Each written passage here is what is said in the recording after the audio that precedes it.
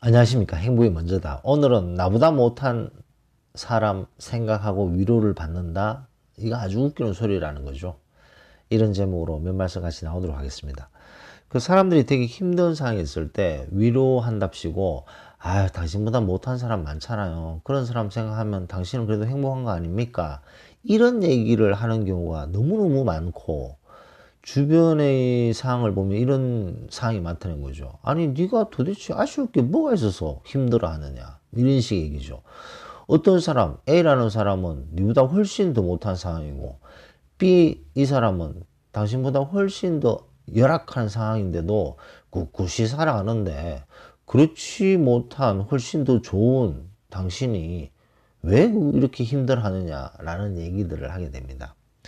그래서 이제 본인보다 더 못한 사람들을 보면서 위로를 가져라 이런 거죠.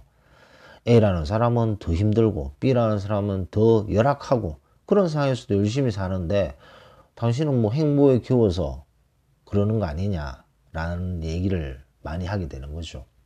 그래서 의외로 상당히 많은 뭐 유튜브도 마찬가지입니다. 당신보다 못한 사람 생각하면서 위로하면서 사세요. 감사하면서 사세요. 라는 얘기들이 있는데 그거 아주 웃긴 얘기라는 거죠. 하나 예를 들어 볼까요? 어떤 사람이 우울증에 걸려 있습니다. 심한 우울증에 걸려 있어요. 심한 우울증에 걸리는 사람에게 아니 도대체 왜 우울증에 걸린 거야? 당신보다 더 힘든 사람도 많고 당신보다 더 괴로운 사람들도 많은데 행복에 겨워서 그런 거 아니야? 그렇게 얘기를 하면요. 우울증 걸린 사람한테 비수를 꽂는 얘기와 똑같습니다. 공황장애가 걸린 사람이 있어요. 아니, 니보다 더 힘든 사람도 많고, 니보다 더 괴로운 사람들도 많은데, 무슨 공황장애야? 이렇게 얘기하면 비수로 지르는 것과 마찬가지라는 거죠. 왜 그렇게 되냐 하면, 이렇게 정신적으로 힘든 사람들이, 힘든 분들이, 아, 나보다 못한 사람을 생각하면서 나는 힘을 내야 되는구나. 내가 잘못했구나. 내가 잘못 생각했구나. 이런 생각을 하게끔 만든다는 거죠. 그러면 더 힘들어지지 않나요? 그래서 어설픈, 너보다 못한 사람 생각하면서 위로하며 살아라. 이런 말은 아주 좋지 않은 말이 아닌가 생각됩니다.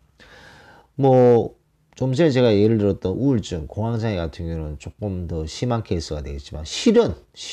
어떤 사람이 실연을 당했어요.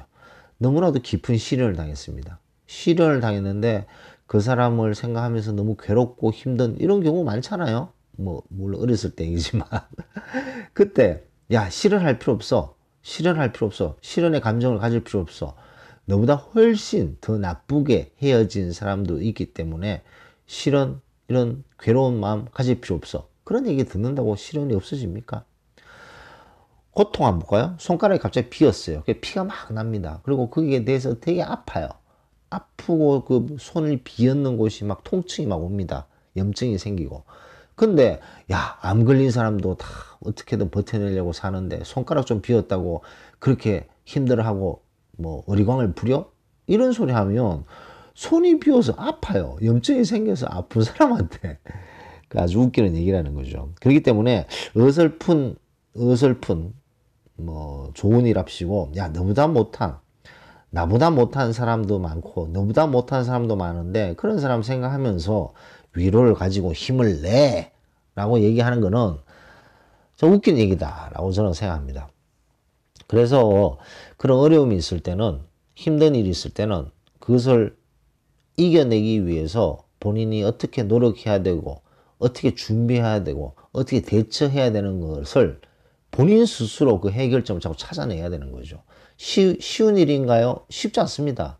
어려움이 있을 때 그 어려움을 이겨내고 대처해낼 수 있는 본인만의 노하우를 조금씩 길러야 된다는 거죠. 그것이 바로 내공이 아닌가요? 근데 여기서 어려움을 이겨내기 위한 노력을 해야 된다. 그 앞에 전제 조건이 있습니다.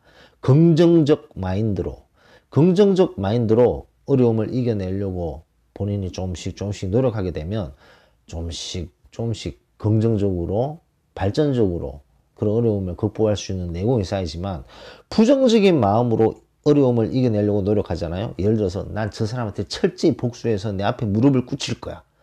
그래서 내 앞에서 잘못했다고 눈물 펑펑 흘리게끔 만들기 위해서 나는 이 어려움을 이겨낼 거야.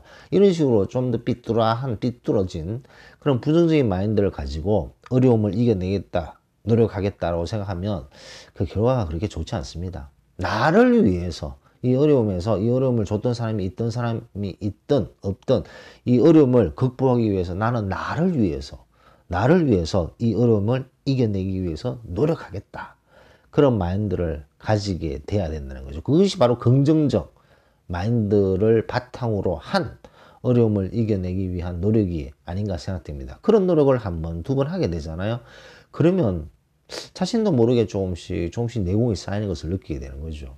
그래서 어떤 어려움이 있을 때 그 어려움을 딱 겪었을 때, 아, 이 어려움보다 더 심한 어려움을 겪고 있는 사람을 보면서 위안을 가져라. 이런 귀신 시다를 까먹는 소리에는 현혹되지 않고, 이 어려움은 어려움이에요. 이 어려움이 강도가 1이든 다른 사람의 강도가 10이든 간에 어려움은 어려움입니다. 그 어려움을 본인이 어떻게 극복하고 대처하고 이겨내는가.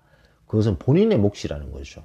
본인을 위해서 긍정적인 마인드를 가지고 그런 어려움을 이겨내는 노력을 한 번, 두 번, 한 발, 두 발 나아갈 때 이제 본인은 조금씩 발전적인 본인을 발견하지 않을까 싶습니다.